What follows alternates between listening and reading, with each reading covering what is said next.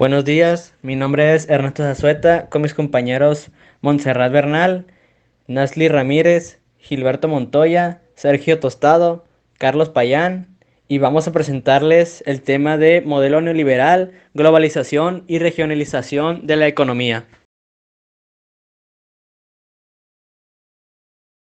Modelo neoliberal.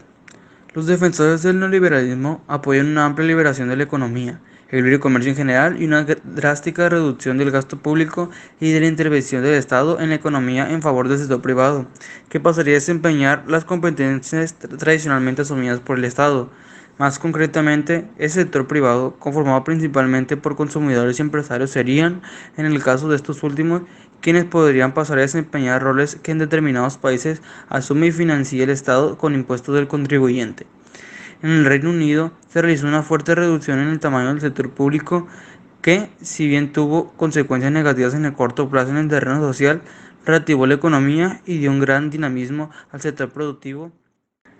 En los Estados Unidos, similares medidas chocaron con el aparato político y la vocación militarista del entorno de Reagan, por lo que se logró crear un déficit fiscal. Las iniciativas de reducción de impuestos prosperaron, pero no del control del gasto social o del gasto militar, que eran las principales partidas del gasto público. Por ello se lo relaciona con la burocracia de los organismos públicos internacionales, debido a que sus políticas son principalmente impulsadas desde el Banco Mundial, la Organización Mundial del Comercio y el Fondo Monetario Internacional, organismos que no dependen de las Naciones Unidas y están por ello exentos del control directo de la comunidad internacional de países y a los que en ocasiones se acusa de ejercer presión política y extorsión. En la práctica, estas políticas toman como modelo de economía, salvo en lo referente al proteccionismo, al estadounidense.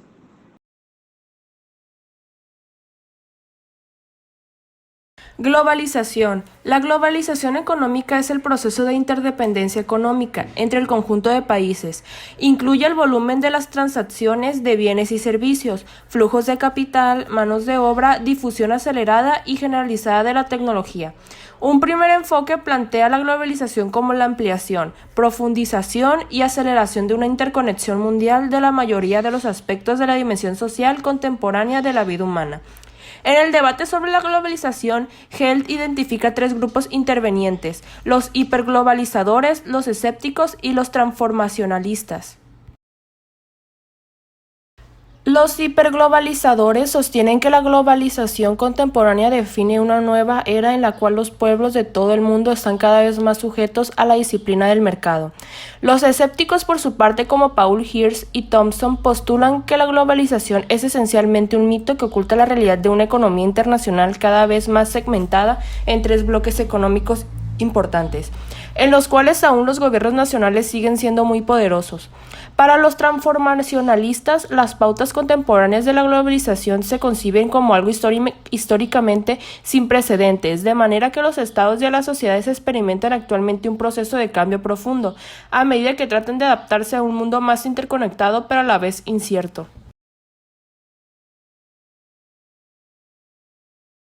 Regionalización de la economía.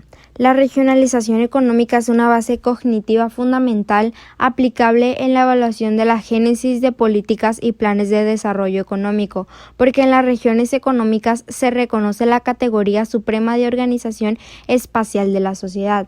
Las regionalizaciones son clasificaciones espaciales especializadas que permiten simplificar y clasificar toda una complejidad territorial que posee múltiples componentes e interrelaciones a los más relevantes patrones socioeconómicos. Para ello se utiliza una gran cantidad de información territorial que es simplificada con métodos de ordenación multivariante, componentes principales, escaldo multidimensional o similares.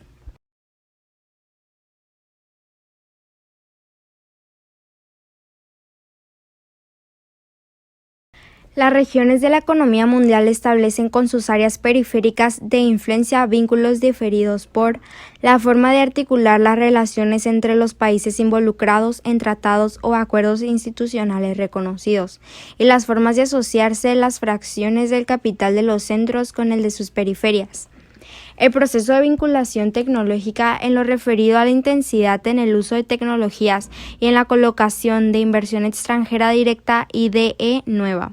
La regionalización se basa en el uso de información geográfica, el análisis espacial y en el análisis estadístico multivariante.